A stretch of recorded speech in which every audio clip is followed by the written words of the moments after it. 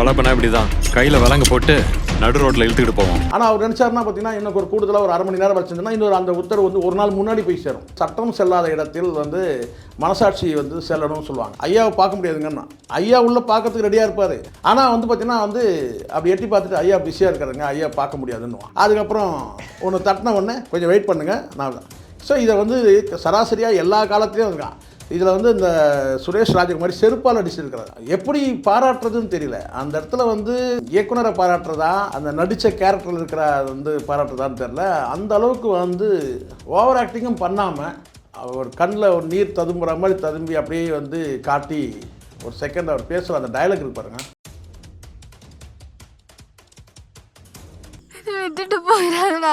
என்னதான் நம்ம அதிகாரம் நம்ம கையில் இருந்தால் கூட சாமானிய மக்களுக்கு எளிய மக்களுக்கு வந்து நம்மக்கிட்ட இருக்க அதிகாரம் பயன்படணும். இங்கே பெரும்பாலான அதிகாரம் வந்து என்ன சரின்னா வந்து எளிய மக்களுக்கு வந்து எதிராக தான் இருக்கு. துப்பாக்கியோட போயிருக்கான் கடைக்கில 3 பேரும் ஜெயில் தான். விக்ரம் பிரபு இல்லாமல் வேற யாராவது அந்த படத்தில் வந்து கேரக்டரை போட்டிருந்தாங்கன்னா பொருத்தமாக இருந்திருக்கோன்னா நிச்சயமாக இல்லைன்னு சொல்லுவேன். ஏன்னா அந்த அளவுக்கு வந்து பார்த்தீங்கன்னா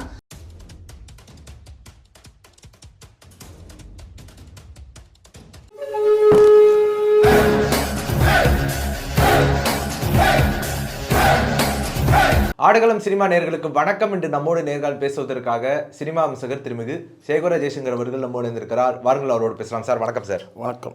சுரேஷ் ராஜகுமாரி அவர்களுடைய இயக்கத்தில் விக்ரம் பிரபு அவர்களுடைய நடிப்பில் சிறை படம் வெளியாகி இருக்குது. புது படம் எப்படி இருக்குது? இங்கே புது படம் சொன்னோடனே சிறைன்ற பேரில் ஒரு பழைய படம் ஒன்று இருக்குது. சிறை, வெறும் சிறை.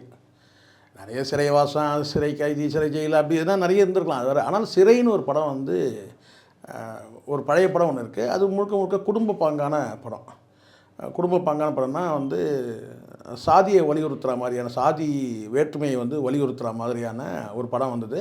அது லக்ஷ்மி தான் வந்து அதில் வந்து கதாநாயகியாக நடிச்சிருப்பாங்க. ராஜேஷ் நடிச்சிருப்பார். ஸோ இது ஒரு படம் வந்து அது முழுக்க முழுக்க ஒரு சாதி வேற்றுமைக்கு எதிரான படம். அது வந்து ஒரு குடும்ப பாங்கான ஒரு படம் தான் அப்படிலாம். பட் இது வந்து அப்படியே வந்து இந்த சிறை வந்து பார்த்திங்கன்னா வந்து முற்றிலும் வந்து பார்த்திங்கன்னா பல்வேறு விஷயங்களை வந்து சொல்கிற மாதிரி இருக்குது. நான் கூட இதை வந்து படம் ஆரம்பிக்கும் போது ஏதோ ஒரு மதத்தை மையப்படுத்தி தான் இந்த படம் எடுத்திருக்காங்க போல இருக்குது. ஏற்கனவே நம்ம சாதி படங்கள் சொல்லி நம்ம அதில் வந்து தப்பிச்சு ஓடி வந்து இங்கே வந்து சிக்கிக்கிட்டோம் போல இருக்கு. இது ஒரு மத ரீதியான படத்தை வந்து மாட்டிக்கிட்டோம் போல இருக்கு நம்ம அப்படின்னு தான் நான் நினச்சேன். ஆனால் அது வேறு ஒரு சின்ன ஒரு கருவாக மட்டுமே எடுத்துக்கிட்டு படம் என்ன சொல்லுது அப்படின்னு சொன்னால் ஒரு முக்கியமான ஒரு விஷயத்தில் வந்து அதாவது சட்டமும் நீதியும் சேர்ந்து ஒரு பிழை செய்யுது. அந்த பிழை வந்து எதனால் ஏற்படுது, அப்போ அந்த பிழை வந்து ஏற்படாமல் இருக்கிறதுக்கு என்ன செய்யணுன்றது கடைசியில் வந்து கிளைமேக்ஸில் வந்து விக்ரம் பிரபு சொல்கிற மாதிரி படத்தை முடிச்சிருக்கிறாங்க. இப்போ நேரடியாக சொல்லப்போனால் இங்கே வந்து சில திரை விமர்சனங்கள் நான் பார்த்தேன். அவங்களுக்கு மனசில் என்ன தோணுதோ அதை சொல்கிறாங்க. நான் வந்து என்னை பொறுத்த வரைக்கும் நான் சொல்லுவேன் கேட்டால், அதாவது மிக குறைந்த செலவுலேயே பெரிய செலவினங்கள் பண்ணி பெரிய தர்க்கத்தை வந்து பார்த்திங்கன்னா வந்து வசனங்களாக வச்சு ஒரு நீண்ட நெடிய பெரிய பிரம்மாண்ட செட்டுகள்லாம் போட்டு அப்படிலாம் சொல்கிறத விட பார்த்திங்கன்னா ஒரு லோ பட்ஜெட்டில் வந்து அதாவது பெரிய கதாபாத்திரங்கள், பெரிய அறிமுகமான கதாபாத்திரங்கள் இல்லாமல் விக்ரம் பிரபுன்ற ஒரு மனிதரை மட்டுமே அந்த படத்தில் வச்சுக்கிட்டு தெரிந்த முகமாக வச்சுக்கிட்டு இந்த படம் வந்து பார்த்திங்கன்னா வந்து ஒரு 2 மணி நேரம் வந்து பார்த்திங்கன்னா எந்த விதமான ஒரு சோர்வும் இல்லாமல் அடுத்தடுத்து காட்சிகள் என்னவா இருக்குன்னு சொல்லிட்டு இந்த படத்தை நகர்த்தி கொண்டு போயிருக்கிறாரு. உண்மையிலேயே வந்து சுரேஷ் ராஜகுமாரி பாராட்டணும். சொல்லக்கூடிய விஷயங்கள் எல்லாம் கேட்கும்போது கொஞ்சம் ஆர்வமாக இருக்குது சார். ஆனால் இந்த படம் எதை குறித்து பேசுது? ஒரு அதிகார வர்க்கத்தில் டிஸ்கிரிப்ஷன் பவர்னு ஒன்று சொல்லுவாங்க சித்தார்த். இதில் கொஞ்சம் நான் ஆழமாக விமர்சனம் பண்ணணும்னு நினைக்கிறேன் இந்த படத்தில். அப்புறம் யார் எப்படி நடிச்சிருக்கிறாங்கன்றது நம்ம அப்புறம் பேசுவோம். இப்போ பிரதானமாக அதான் பேசுகிறாங்க. என்னன்னு கேட்டிங்கன்னா வந்து விக்ரம் பிரபு எப்படி நடிச்சிருக்கிறாரு, அவர் தாத்தா மாதிரி நடிச்சிருக்கிறாரா, அப்பா மாதிரி நடிச்சிருக்கிறாரான்னு சொல்லிட்டு அப்படி போகிறாங்க. நம்ம அதை பற்றி அப்புறம் பேசுவோம். முதல்ல கதை தான் கதாநாயகன். கதை நின்னா தான் கதாநாயகனும் நிற்க முடியும். சரியா? அப்படி இருக்கும்போது தமிழ் ஏற்கனவே உங்களுக்கு தெரியும். தமிழ் வந்து உங்களுக்கு வந்து ஏற்கனவே வந்து போலீஸ் டிபார்ட்மெண்ட்டில் வேலை செஞ்சது. அதுக்கப்புறம் அதை ரிசைன் பண்ணிவிட்டு அதுக்கப்புறம் டானா. ஆமாம், தமிழ் ஸோ அதனால் தமிழ்னே சொல்லுவோம், அழகாக இருக்குது. முழு பேரை சொல்லணும் இல்லை, தமிழ் தமிழரசன் அதுதான் சொல்கிறேன். தமிழ் அழகாக இருக்குது அந்த பேர். தமிழ் உண்மையிலே வந்து பார்த்திங்கன்னா ஒரு மனுஷன் வந்து அந்த துறையிலேருந்து வெளியே வந்தால் கூட தமிழ் முதல்ல சொல்லின கதைக்கு முன்னாடி கதையை எழுதுனவர் சொல்லிடுவோம். அந்த துறையிலேருந்து வெளியே வந்தாலும் வந்து பார்த்திங்கன்னா அந்த துறையில் நடக்கக்கூடிய சில விஷயங்களை வந்து உள்வாங்கி வந்து பார்த்திங்கன்னா வந்து அந்த இடத்துல ஒரு காவல் அதிகாரியாக ஒரு அங்கே வந்து அவர் வேலை செஞ்ச காலத்தில் அவர் வந்து எப்படி வந்து ஒரு மனிதனாக இருந்திருக்கிறாரு, ஏன் அவரால் காவல்துறையில் பயணிக்க முடியலன்றது கூட நமக்கு இந்த கதை மூலம் டானாக்காரன்லேயும் நம்ம தெரிஞ்சுக்கிட்டோம். இதில் இன்னும் கொஞ்சம் கூடுதலாகவே தெரிஞ்சுக்கிட்டோம். இப்போ நான் என்ன சொல்கிறேன்னா, இந்த இடத்துல வந்து முதல் கதைனா ஒரு அதிகார வர்க்கத்தை வந்து டிஸ்கிரிப்ஷன் பவர் சொல்லுவாங்க. தனிப்பட்ட அதிகாரம். தனிப்பட்ட அதிகாரம் வந்து ஒரு உயர் அதிகாரிக்கு மட்டும்தான் இருக்கான்னு கேட்டிங்கன்னா நிச்சயமாக இல்லை. ஒரு கவர்மெண்ட் ஆஃபீஸில் போனீங்கன்னா ஒரு அட்டெண்டர் பியூனுக்கு கூட வந்து பார்த்திங்கன்னா வந்து பவர் இருக்குது. இப்போ உதாரணத்துக்கு ஒரு மாவட்ட ஆட்சியர் அலுவலகத்தில் வந்து பார்த்திங்கன்னா ஒரு உத்தரவு பிறப்பிக்கிறாங்கன்னு வச்சுக்கோங்க. ஒரு உத்தரவு வந்து பார்த்திங்கன்னா ஒரு குறிப்பிட்ட நபருக்கு போய் சேருதுன்னு வச்சுக்கோங்களேன். அதை வந்து பார்த்திங்கன்னா வந்து ஒரு பியூன் நினச்சாருன்னா அதை ஒரு நாள் ஒரு அதாவது கலெக்டர் கீழே இருக்கக்கூடிய அதிகாரிகள் நினச்சாங்கன்னா ஆளாளுக்கு ஒரு நாள் டிலே பண்ண முடியும். இப்போது கலெக்டர் வந்து கையெழுத்து போட்டுறாரு, அந்த ஆர்டர் வந்து பார்த்திங்கன்னா வந்து கலெக்டர்கிட்ட கையெழுத்து போகிறதுக்கு முன்னாடியே அந்த ஆர்டரை டைப் பண்ணுறவங்க வந்து பார்த்திங்கன்னா வந்து ஒரு 100 லெட்டர் இருக்குன்னா அந்த 100 லெட்டருக்கும் வந்து பார்த்திங்கன்னா ஒரு நாளைக்கு 10 தான் என்னால் பண்ண முடியும் சொல்ல முடியும். ஆனால் அவங்க இன்னும் கொஞ்சம் இன்ட்ரெஸ்ட்டாக எடுத்து மனசாட்சியோடு வேலை செஞ்சாங்கன்னா இன்னும் கொஞ்சம் வந்து ஒரு நாளைக்கு வந்து பார்த்திங்கன்னா ஒரு 20 கடிதங்கள் வந்து டைப் பண்ண முடியும். ஸோ கடிதங்கள் டைப் பண்ணால் தான் கலெக்டர்கிட்ட கொண்டு போய் கையெழுத்துக்காக முடியும். அந்த கையெழுத்து வந்த பிறகு தான் வந்து பார்த்திங்கன்னா அதை தபாலுக்கு அனுப்ப முடியும். இப்படி இருக்குது. அப்போது கலெக்டருக்கு வந்து உத்தரவு போகிறதுக்கு அதிகாரம் இருந்தால் கூட அதை வந்து பார்த்திங்கன்னா வந்து செயல்படுத்த எக்ஸிக்யூட் பண்ணுறதுக்கு சில நபர்கள் இருப்பாங்க. கடைசி நீங்கள் என்ன சொல்கிறேன்னா பியூன் அட்டெண்டர் வரைக்கும் இருக்குது. அட்டெண்டர் நினச்சாருன்னா அவர் வந்து டெஸ்பாச் கிளர்க்குன்னு வச்சுங்க. அட்டெண்டர் அவர் நினச்சாருன்னா அந்த சீல் அடித்து கவர் ஒட்டி வந்து போஸ்ட் பண்ணுறதை நாளைக்கு பண்ணலான்னு சொல்லிட்டு போயிட்டே இருக்கலாம். இல்லை இன்றைக்கி வந்து 5:30 மணிக்கு டியூட்டி முடிஞ்சிச்சு, கையை கட்டி போயிட்டே இருப்போம், நாளைக்கு பார்த்துப்போம். ஆனால் அவர் நினச்சாருன்னா பார்த்திங்கன்னா இன்னும் ஒரு கூடுதலாக ஒரு 1/2 மணி நேரம் வச்சுருந்தோன்னா இன்னொரு அந்த உத்தரவு வந்து ஒரு நாள் முன்னாடி போய் சேரும். இது சின்ன ஒரு தான் சொல்லலாம். டிஸ்கிரிப்ஷன் பவர் வந்து உயர் அதிகாரிகளுக்கு மட்டுமே இல்லை, அந்தந்த மட்டத்தில் வந்து தனிப்பட்ட அந்த அதிகாரம்னு ஒன்று இருக்குது. இது ஒரு கான்சியஸோடு வேலை செய்கிறது, அதாவது மனசாட்சியோடு வேலை செய்கிறது. அதனால தான் சொல்லுவாங்க சட்டம் செல்லாத இடத்தில் வந்து மனசாட்சி வந்து செல்லணும்னு சொல்லுவாங்க. இது ஒரு நிர்வாக தத்துவம். இது சட்டம் எங்கெல்லாம் செல்ல முடியலையோ அந்த இடத்துல மனசாட்சி நடைமுறையில் அப்படி இல்லை நடைமுறையில் இல்லை தான். ஆனால் அது நடைமுறையில் இருக்கணும் தான் இந்த படம் சொல்லுது. சில இடத்துல சில அதிகாரிகள் போய் பார்க்கறதுக்கு போனோம்னா என்ன சொல்லுவாங்கன்னு கேட்டிங்கன்னா அவர் உள்ள பார்க்கறதுக்கு ரெடியாக இருப்பார். ஆனால் அந்த வெளியில் இருக்கிற அந்த அட்டெண்டர் பண்ணுற பியூன் இருக்கான் பாருங்க, அவன் பண்ணுற அலம்பல் இருக்கும் பாருங்கள், முடியாதுன்னுமா. இது ஐயாவை பார்க்க முடியாதுங்கன்னா ஐயா உள்ளே பார்க்கறதுக்கு ரெடியாக இருப்பார். ஆனால் வந்து பார்த்திங்கன்னா வந்து அப்படி எட்டி பார்த்துட்டு ஐயா பிஸியாக இருக்கிறாங்க, ஐயா பார்க்க முடியாதுன்னுவான். இப்படி அதுக்கப்புறம் ஒன்று தட்டின உடனே கொஞ்சம் வெயிட் பண்ணுங்கள் நான் தான். ஸோ இதை வந்து சராசரியாக எல்லா காலத்துலேயும் இருக்கான். இதில் வந்து இந்த சுரேஷ் ராஜகுமாரி செருப்பால் அடிச்சிருக்கிறார். இந்த இயக்குனர் செருப்பால் அடிச்சிருக்கிறான். அந்த மாதிரி ஒரு 100 ரூபா வாங்குறான் இல்லையா, ஒரு 100 ரூபா வாங்கிக்கின்னு அப்படின்னா அவனுக்கு நெத்தேறி விழுந்திருக்கு இந்த படத்தில். இப்போ புரியுதுங்களா? டிஸ்கிரிப்ஷன் பவர் வந்து ஏதோ ஒரு அதுவும் நீதிமன்றத்தில் இருக்கிற நீதிபதிக்கு வந்து ஒரு டிஸ்கிரிப்ஷன் பவர் இருக்குது. ஒரு காவல்துறையில் வந்து ஒரு ஸ்டேஷனில் இருக்கிற இன்ஸ்பெக்டருக்கு வந்து ஒரு டிஸ்கிரிப்ஷன் பவர் இருக்குது. ஏன் வந்து கான்ஸ்டபிள் இருக்காங்களே, கான்ஸ்டபிளுக்கு கூட வந்து ஒரு டிஸ்கிரிப்ஷன் பவர் இருக்குது. அது எல்லாத்தையுமே இந்த படத்தில் கட்டுறாங்க. ஸோ தனிப்பட்ட அதிகாரம் ஒரு மனிதனுக்கு வந்து பார்த்திங்கன்னா வந்து உதவி செய்யணும். அதுக்கு என்ன தேவை? அதுக்கு கான்சியஸ் மனசாட்சி தேவை. அதை தான் இந்த படம் சொல்லுது. இப்போது இந்த படத்தில் வந்து நீங்கள் பார்த்துருப்பீங்கல்ல, பார்த்ததுலேயே உங்களுக்கு பிடிச்ச இந்த வசனம் ரொம்ப நல்லா இருந்துச்சு. வசனம் நான் நிறைய சொல்லுவேன். நான் ஒரு குறிப்பிட்ட ஒரு வசனம் வந்து அவருடைய பேர் எனக்கு வந்து வெரி சாரி, இந்த இடத்துல நான் சாரி கேட்டுக்கிறேன். இஸ்லாமிய வகுப்பை சார்ந்த ஒரு போலீஸ் அதிகாரி பேசக்கூடிய ஒரு வசனம் இருக்குது. இந்த கைதியை வந்து கொண்டு போகும்போது புல்லட் லோட் பண்ணியிருப்பாங்க துப்பாக்கியில். அப்போ வந்து பார்த்தீங்கன்னா துப்பாக்கியில் வந்து புல்லட் லோட் பண்ணுவாங்க, தேவையானது போது மட்டும்தான் புல்லட் லோட் பண்ணுவாங்க போல இருக்கு. அங்கே ப்ரொசீஜர் அந்த மாதிரி இருக்க போல இருக்குது. ஏன்னா காவல்துறையில் சில ப்ரொசீஜர் நமக்கு தெரியாது இல்லை, லோட் பண்ணுறது மாதிரி ஒரு தோட்டாக்கள் வந்து அவங்க கைவசம் வச்சுருவாங்க போது எப்போ வேணுமோ அப்போ தான் வந்து லோட் பண்ணுவாங்க போல இருக்குது. ஏன்னா பொது இடத்துல கொண்டு போகிறாங்க இல்லையா துப்பாக்கியை, துப்பாக்கி கைவசம் வேணும், மிஸ்யூஸ் ஆகிடலாம். அதனால நான் கேட்டால் லோட் பண்ண முடியும். ஆனால் இந்த துப்பாக்கியை லோட் பண்ணி வச்சுருக்கிறாங்க. அப்போ வந்து அந்த கைதி வந்து என்ன செய்கிறான்னு கேட்டால் ஒரு கட்டத்தில் வந்து தப்பிச்சு போகிறதுக்காக அந்த கைதி வந்து தப்பிக்கணுன்ற எண்ணத்தில் இருக்கிறான். ஆனால் ஒரு கட்டத்தில் வந்து பார்த்திங்கன்னா அவன் வந்து இவங்க மிஸ் பண்ணிடுறாங்க அவனை, யாருன்னா அந்த கைதியை. அவன் என்ன செய்கிறான், துப்பாக்கியோட வந்து பார்த்திங்கன்னா கையில் விலங்கும் கிடையாது. விலங்கும் போகிறதுக்கு முன்னாடி ஒரு கிளாஷ் ஆகுது வெளியில், பஸ்ஸுக்கு வெளியில். அப்போ வந்து என்ன செய்யணும்னா அவன் காணாமல் போயிடுற மாதிரி பண்ணுறாங்க. அப்போ அவன் எங்கே போயிருக்கிறன்னா அவன் தப்பிச்சு போயிட்டான்னு இவங்க தேடுவாங்க. ஆனால் அவன் தப்பிச்சு போயிட மாட்டான். நேராக போலீஸ் ஸ்டேஷனில் போயிட்டு அவன் வந்து அப்பியர் ஆகிருப்பான். அப்போ அங்கே இருக்கிற ஒரு இன்ஸ்பெக்டர் வந்து பார்த்திங்கன்னா இவங்க தேடி போகும்போதுன்னு கேட்டால் அந்த இன்ஸ்பெக்டர் வந்து இவங்ககிட்ட விசாரிப்பார், எப்படி வந்து அவங்ககிட்ட மிஸ் பண்ணீங்க, அவன் இங்கே வந்து ஸ்டேஷனில் வந்து அவனே வந்து சரண்டர் ஆகிருக்கான் அப்படின்னு சொல்லும்போது சரி வந்து கேட்டால் அது ப்ரொசீஜர் செய்யும் போது அந்த காவல்துறை அதிகாரி வந்து கேட்குறாரு, துப்பாக்கி நம்பரை சொல்லுங்கள் சொல்லிட்டு. அதுக்கப்புறம் வந்து புல்லட் பற்றி கேட்குறாரு, டீட்டெயில் கேட்குறாரு. அந்த புல்லட் பற்றி டீட்டெயில் கேட்கும்போது வந்து கேட்டால் இல்லை சார் எல்லாம் லோட் பண்ணியிருக்கு.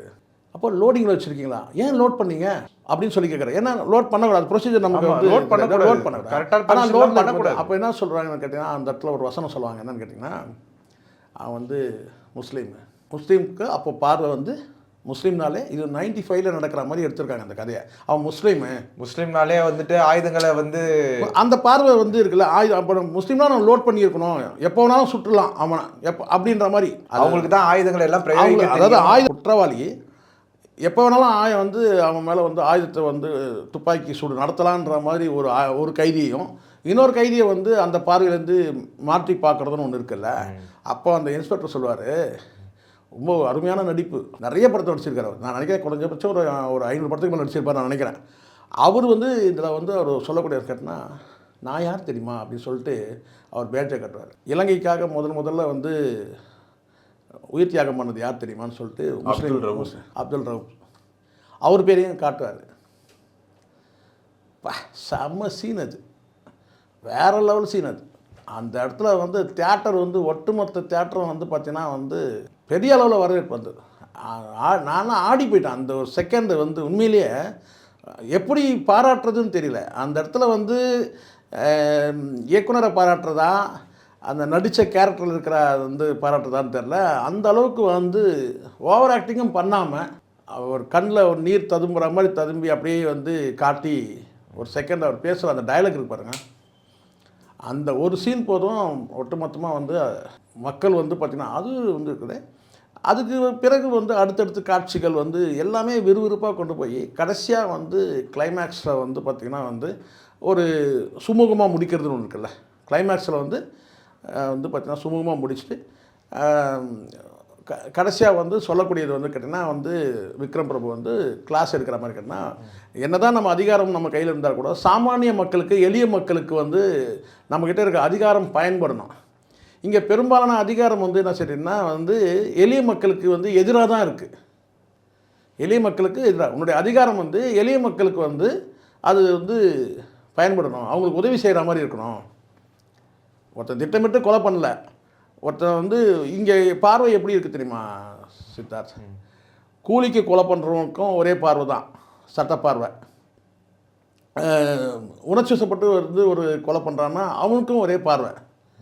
இங்கே வந்து சட்டம் வந்து பார்க்குறான் வந்து ஆதாரத்தை பார்க்குது.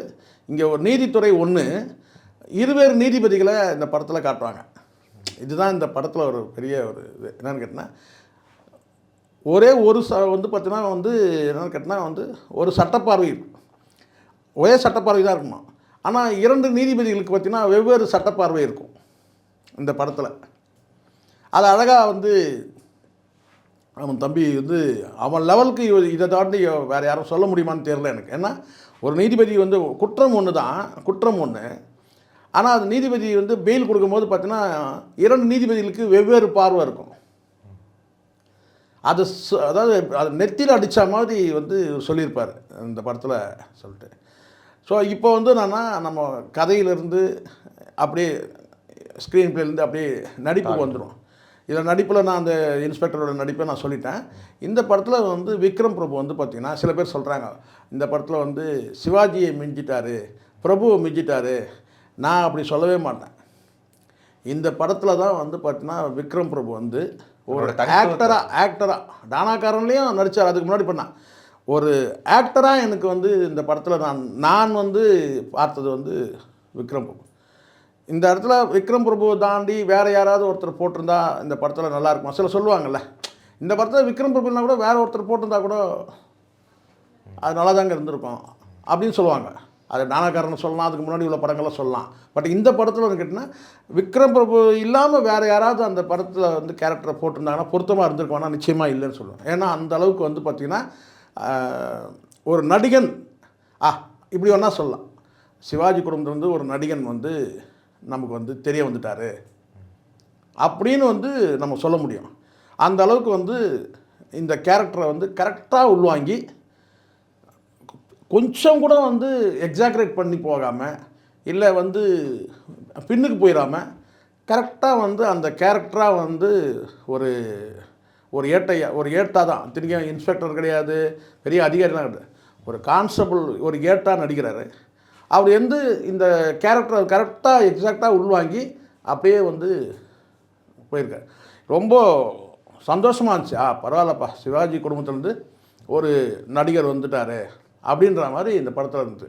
இனி நடிக்கணும்னு வந்து தேடக்கூடியவங்க இருக்கிறாங்கல்ல இயக்குனர்கள், இந்த படத்தில் வந்து இந்த கேரக்டர் பொருத்தமாக இருப்பாரான்னு.